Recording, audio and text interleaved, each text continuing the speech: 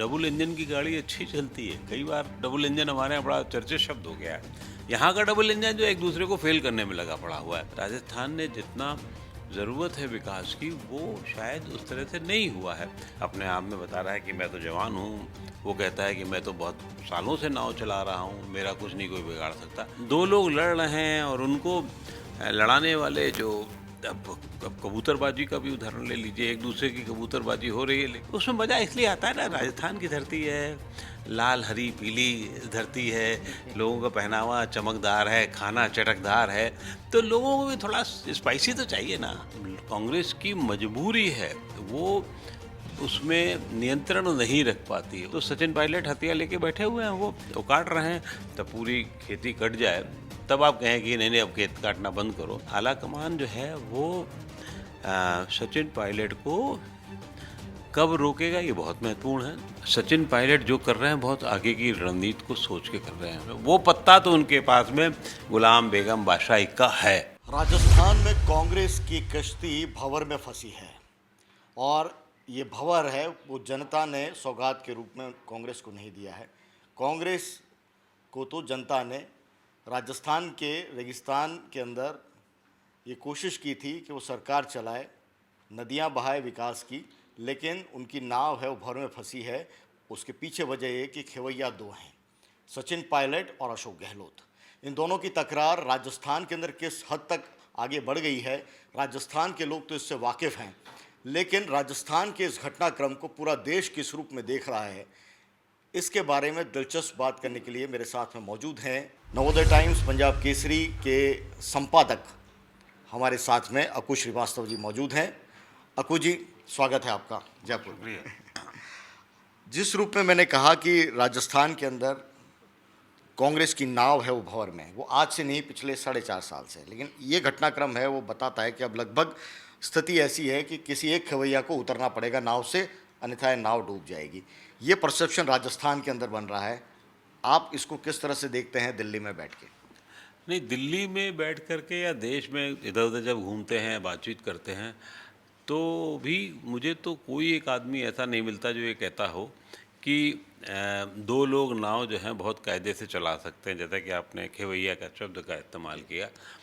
कई बार ऐसा होता है कि दो नावें अच्छी चलती हैं, डबल इंजन की गाड़ी अच्छी चलती है। कई बार डबल इंजन हमारे यहाँ बड़ा चर्चित शब्द हो गया है, लेकिन यहाँ डबल इंजन जो है एक दूसरे को, यहाँ का डबल इंजन जो एक दूसरे को फेल करने में लगा पड़ा हुआ है। और शब्दों की जो निम्न स्तर पे जाने की बात है वो सब एक दूसरे के लिए कर चुके हैं, वो भी अपने कलीग के लिए, अपने सहयोगी के लिए। तो ये एक बहुत दुर्भाग्यपूर्ण स्थिति है। जनता ने, जैसा कि आपने बताया, जनता ने, उन्होंने कहा था दोनों सब लोग, दो ही नहीं खिवैये, 200 लोग हैं, 200 खिवैये बन के काम कीजिए, राज्य के विकास के लिए काम कीजिए।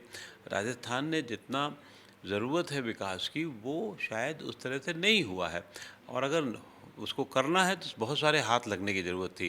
कांग्रेस का निशान ही हाथ नहीं है, बल्कि सचमुच उसमें हाथ लगने की ज़रूरत थी, वो नहीं हो पाया, दुर्भाग्यपूर्ण है। और अब स्थिति ये है कि नाव में कई छेद हो गए हैं और खेवैया कोई ये अपने आप में बता रहा है कि मैं तो जवान हूँ, वो कहता है कि मैं तो बहुत सालों से नाव चला रहा हूँ, मेरा कुछ नहीं कोई बिगाड़ सकता। स्थिति सिर्फ इतनी है।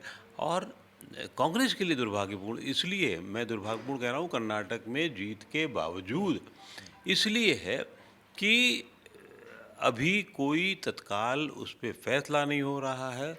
अभी कोई स्थिति ऐसी नहीं बन रही है जिसमें ये हो कि जो कर्नाटक की जीत का ध्वज है उसको आगे ले जाने की तैयारी हो। कब ले जाया जाएगा? ले जाना होगा, हटाना ही होगा। एक आदमी को समझाना पड़ेगा, बताना पड़ेगा कि तुम्हारी स्थिति ये है। वो नहीं हो रहा है, जिस वजह से स्थिति खराब है और पार्टी की नहीं, राज्य को भी नुकसान इसका हो रहा है। आखू जी, एक बड़ी दिलचस्प मैं सवाल करूंगा क्योंकि यहाँ पे एक परसेप्शन रहता है और अशोक गहलोत के समर्थक हैं वो भी अक्सर ये कहते नज़र आते हैं कि दिल्ली की मीडिया को पता नहीं पायलट बहुत ज़्यादा पसंद है, पायलट को बहुत ज़्यादा तवज्जो मिलती है। हालांकि पायलट है वो अशोक गहलोत की नीतियों की जब भी बात करते हैं तो इस तरह का कहीं परसेप्शन नहीं आता, लेकिन गहलोत समर्थक ज़रूर ये कहते हैं कि मीडिया है वो एक्स्ट्रा ऑर्डिनरी एडवांटेज देता है या कवरेज देता है सचिन पायलट को, ख़ास तौर से दिल्ली की मीडिया का। ऐसा क्या है?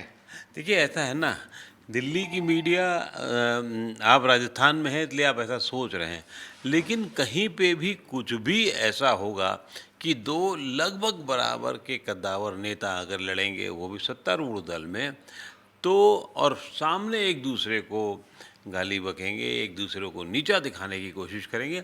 हर उस राज्य में यही होता आया है, होता रहेगा, आगे भी ऐसा होगा। लेकिन यहाँ तो ये है कि दो लोग लड़ रहे हैं और उनको लड़ाने वाले जो अब कबूतरबाजी का भी उदाहरण ले लीजिए, एक दूसरे की कबूतरबाजी हो रही है, लेकिन जिसके हाथ में पेच है वो बिल्कुल नहीं ध्यान दे रहा है। जबकि बाकी जगह ऐसा नहीं होता है, बाकी जगह फ़ौरन कार्रवाई करने की कोशिश की जाती है, लोग लड़ते हैं, किनारे हो जाते हैं, सब चीज़ें हैं। राजस्थान में ऐसा दुर्भाग्यपूर्ण इसलिए हुआ, उसका असर छत्तीसगढ़ पे, वो छत्तीसगढ़ की भी वही कहानी दोहराई जा रही।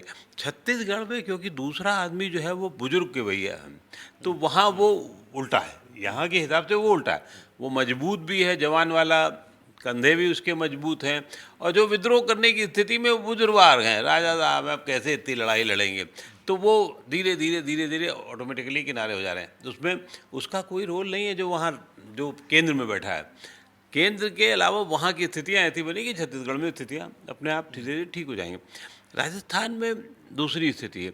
और मीडिया का तो जहाँ तक सवाल है, केंद्रीय मीडिया वो तो कहेगा ही कहेगा, जो भी आदमी लड़ाई लड़ रहा है, संघर्ष कर रहा है, जनता के बीच जा रहा है, तो उसको करना ही पड़ेगा। आप कैसे इग्नोर करोगे? आप कर नहीं सकते हो ना, कहीं पर भी लीजिएगा आप। आपको क्या लगता है, यहाँ बैठ के आप तेलंगाना के बारे में नहीं बात कर पा रहे हैं, लेकिन तेलंगाना में दूसरी लड़ाई चल रही, सत्ता और विपक्ष वाली, और बड़े लेवल पे चल रही, तो वहाँ आपको उतना सुनने को नहीं मिलता है।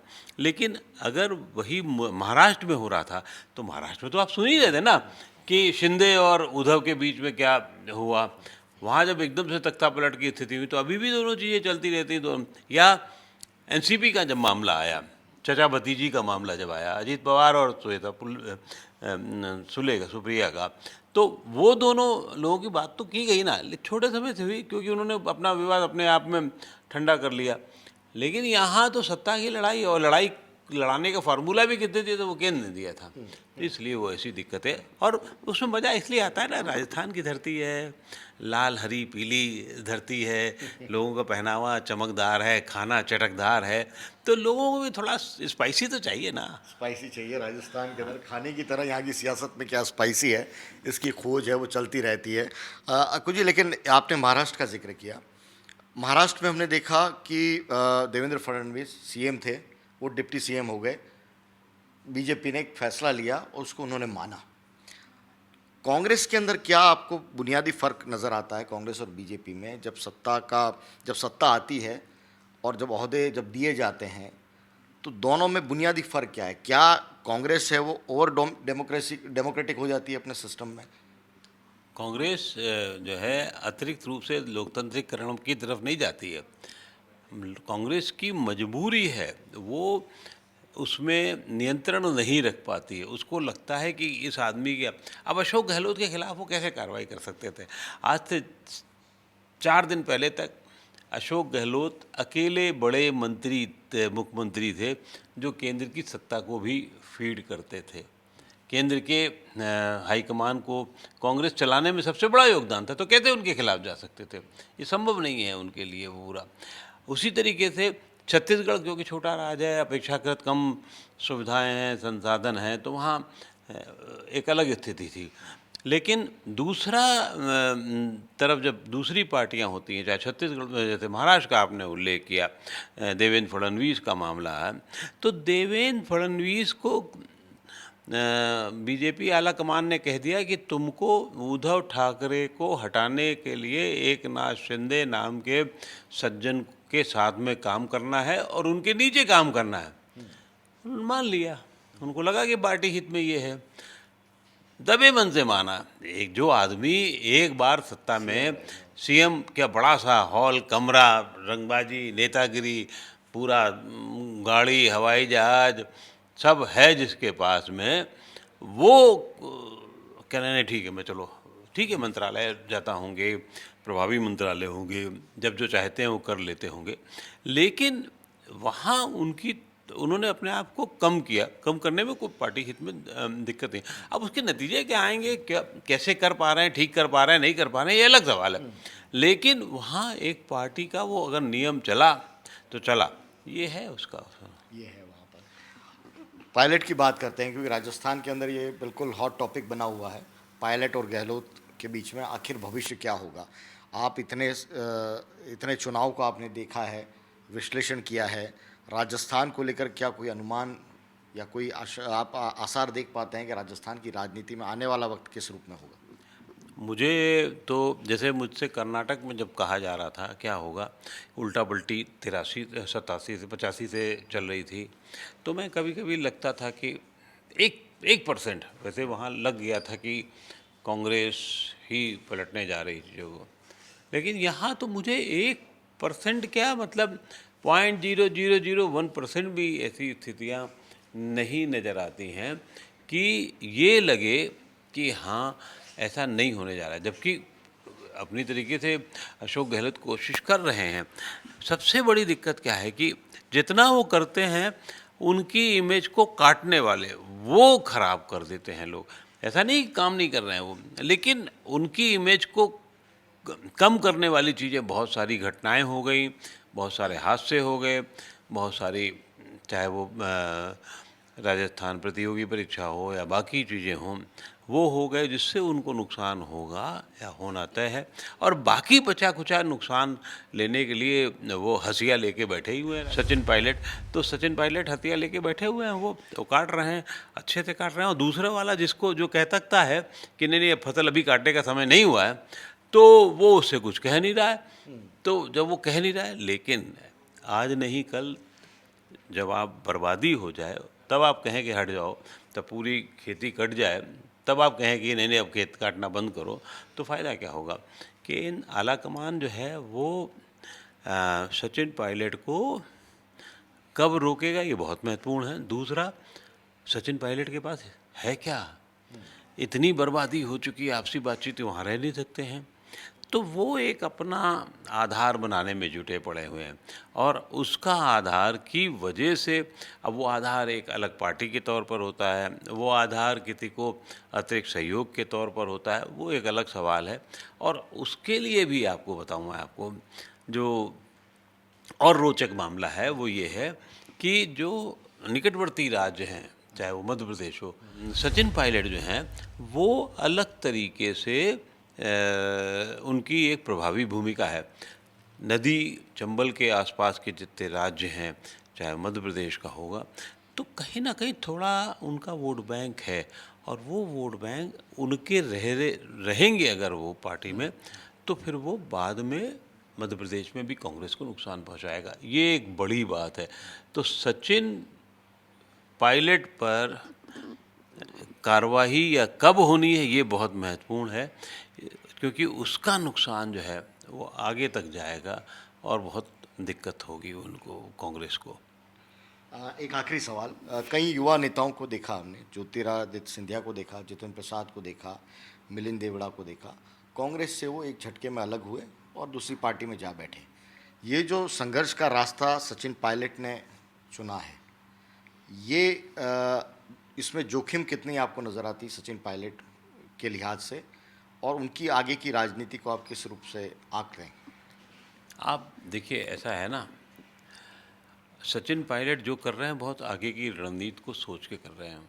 उम्र है, युवा है, इस 5 साल नहीं तो अगले 5 साल में कोई संभावना बनेगी उसकी लड़ाई का।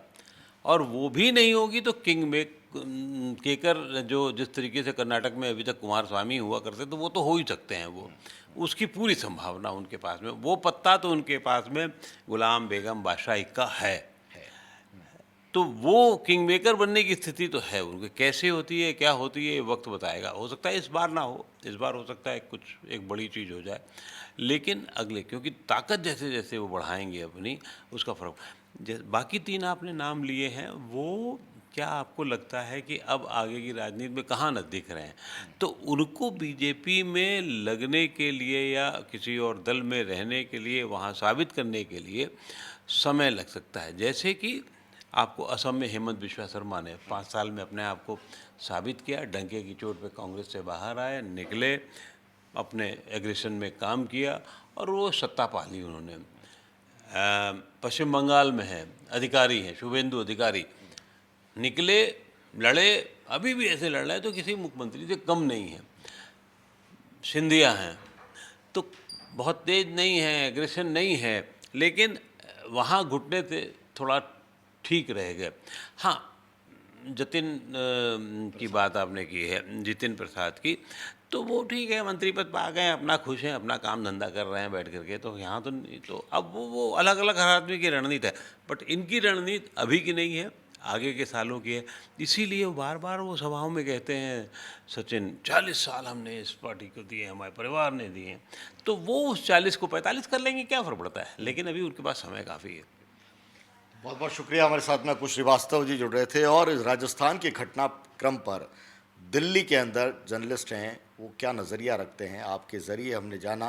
राजस्थान आप आते जाते रहे हैं और लगातार राजस्थान के घटनाक्रम पर नज़र आपने रखी है और वही अनुभव है वो यहाँ पर सामने आया है। सचिन पायलट की जो आगे की राजनीति है उसका सफ़र क्या होगा, मुझे लगता है तमाम व्यूअर को इसका जवाब मिला होगा अक्कू जी के साथ संवाद में।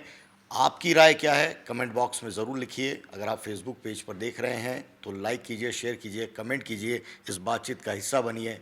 और यूट्यूब पर अगर आप देख रहे हैं तो हमारे चैनल को सब्सक्राइब कीजिए, नोटिफिकेशन ऑन कीजिए और वहाँ भी कमेंट बॉक्स में आपकी राय लिखिए। अगली चर्चा आप किस विषय पर सुनना चाहते हैं, अक्कू जी हमारे साथ में जुड़ेंगे। कुछ दिन तो हैं आप यहाँ पर आप जब तक कहेंगे तब तक रुक जाएंगे, इसमें क्या है। बिल्कुल। तो कुछ ही हमारे साथ में यहाँ पर लगातार जुड़े रहेंगे। राजस्थान की राजनीति और राजस्थान की राजनीति के ज़रिए पूरे देश की राजनीति को भी समझेंगे और देश राजस्थान की राजनीति को लेकर क्या सोचता है, क्या समझता है, ये पड़ताल हम करते रहेंगे। बहुत बहुत शुक्रिया हमारे साथ में जुड़ने के लिए। ट्रेंडिंग टॉक में आज इतना ही, हमें दीजिए इजाज़त। नमस्कार।